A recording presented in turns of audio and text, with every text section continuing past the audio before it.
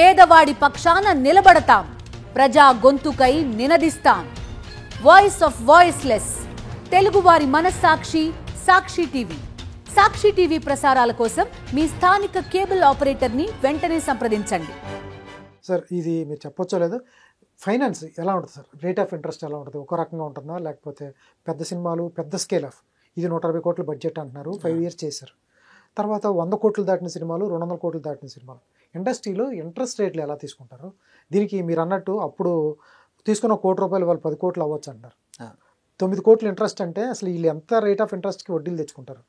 అంటే it's compounding అండి. మనం చూస్తే ఒక మామూలుగా మీరు బ్యాంక్లో పెట్టినా కానీ ఒక ₹1 ప్రతి 4 సంవత్సరాలకు 5 సంవత్సరాలకు డబుల్ అవుతుంది అనుకుంటే ఎవ్రీ 5 years మీరు ఆ ఎస్పెక్ట్లో కౌంట్ చేసినా కానీ సింపుల్ ఇంట్రెస్ట్లో కూడా అది 10 crores అయిపోతుందండి.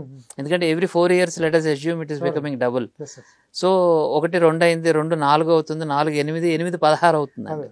Every 4 years gap. ఎప్పుడైతే టైం పెరుగుతూ ఉంటుందో దాని మ్యాగ్నిట్యూడ్ పెరిగిపోతూ ఉంటుందండి. ఇది మనీ తాలూకా ఇష్యూ. ఎక్కడైనా వరల్డ్ వైడ్ ఇదంతా చూసేది. ఇంట్రెస్ట్ అనే కాంపౌండ్ చాలా క్రూషియల్ రోల్ ప్లే చేస్తుంది కంపెనీస్లో కానీ, బిజినెస్లో కానీ, ఎక్కడైనా కానీ. డెట్ సర్వీసింగ్ అందరూ 10 రూపీస్కి ఇంట్రెస్ట్ తెస్తారంటారు. ఎంతవరకు అంటే it is not 10 rupees interest అండి. యాక్చువల్లీ 3 monthsకి 10% తీసుకోవడం జరుగుతూ ఉంటుంది. దాన్ని మనం 10% అని అనుకుంటాం కానీ బట్ యాక్చువల్లీ ఎఫెక్టివ్గా ఒక 3.5 to 4 rupees పడుతుందండి అది. ఎందుకంటే ఒక 1 crore తీసుకుంటే ఒక 90 lakhs క్యాష్ ఇవ్వటం జరుగుతుంది. ఆఫ్టర్ 100 days మళ్ళీ 1 crore పే చేయాల్సి ఉంటుంది అనేది ఒక ఇదండి యూజువల్లీ ఫైనాన్సింగ్ తాలూకా ఆస్పెక్ట్. సో వాళ్ళు తీసుకున్న టెన్యూర్ బట్టి, ఆ ప్రోడక్ట్కి ఉన్న ఒక కాన్ఫిడెన్స్ బట్టి డెఫినెట్గా మన డబ్బులు రిటర్న్ అవుతాయి అనుకున్నప్పుడు తక్కువ ఇంట్రెస్ట్కి ఇస్తారండి. ఎప్పుడైతే బాగా హై రిస్క్ అని అనిపించింది అనుకోండి, ఇంట్రెస్ట్ రేట్లు కూడా అలాగే పెరుగుతూ ఉంటాయి. సో ఇది ఇక్కడ చెప్పిందే కాదు, అర్థశాస్త్రం రాసిన మొదటి రోజుల్లోనే వచ్చిన ఇది. దేనికి ఎంతెంత ఇంట్రెస్ట్ ఇవ్వాలి అన్నది రిస్క్ పెరుగుతున్న కొద్దీ ఇంట్రెస్ట్ పెరుగుతూ ఉంటుంది. And they are also willing for that. ఎందుకంటే బికాస్ రెవెన్యూస్ కూడా, టర్న్ ఓవర్ తాలూకా గెస్టేషన్ కూడా చాలా ఫాస్ట్గా ఉంటుంది ఇలాంటి బిజినెసెస్లో.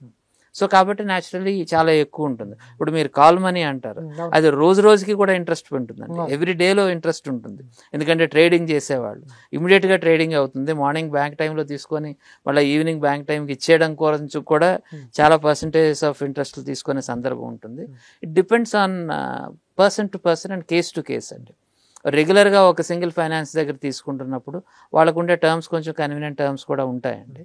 అండ్ ఇలాంటి పీకల మీదకి వచ్చిన సందర్భాల్లో ఓకే నెక్స్ట్ ఫిల్మ్లో చూసుకుందాంలే అని చెప్పే వెసులుబాటు కూడా వాళ్ళ నుంచి దొరికే అవకాశం ఉంటుందండి. As long as the production house is రన్నింగ్లో ఉన్నప్పుడు ఇవి పెద్ద మేజర్ ఇష్యూస్ కావండి. ఎప్పుడైతే గ్యాప్ వస్తుందో, ఎప్పుడైతే సినారియో చక్రం ఆగుతుందో అలాంటప్పుడు ఇవన్నీ పెద్ద ప్రాబ్లమ్స్గా అవుతాయి తప్ప otherwise it's a routine practice అండి, లైక్ ఎనీ అదర్ బిజినెస్.